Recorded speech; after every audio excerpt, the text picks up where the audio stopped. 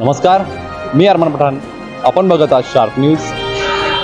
आपलं शहर, आपलं गाव, आपली बातमी आपल्यापर्यंत पोहोचवण्यासाठी शार्प न्यूजची टीम नेहमीच कार्य करत असते.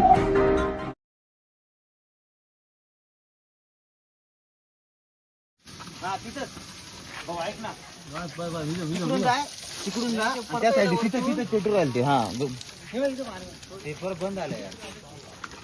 त्या साइड मधून शिव्या मधून अरे याली खायला उधार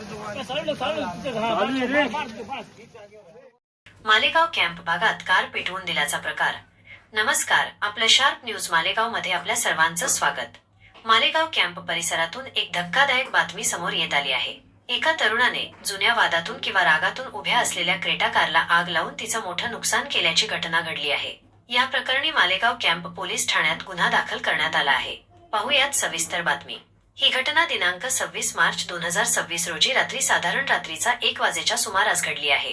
मालेगाव कॅम्प मधील सोमवार बाजार पोस्ट ऑफिस परिसरातील विशाल हॉटेल जवळ ही घटना घडली. काय आहे नेमके प्रकरण?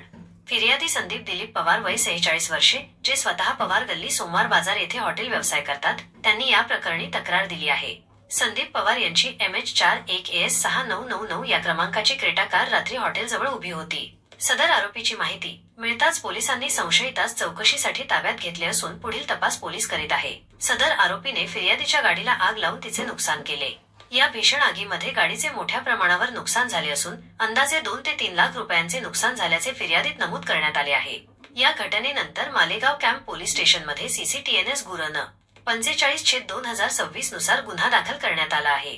कलम आरोपीवर भारतीय न्याय संहिता 2023 चे कलम 324(5) प्रमाणे गुन्हा नोंदवण्यात आला आहे. तपासी अधिकारी या प्रकरणाचा पुढील तपास पोहवा 1011 YT मोरे हे करत आहेत.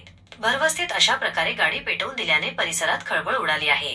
पोलीस आता या प्रकरणाचा अधिक तपास करत असून आरोपीवर कठोर कारवाई करण्याची मागणी केली जात आहे.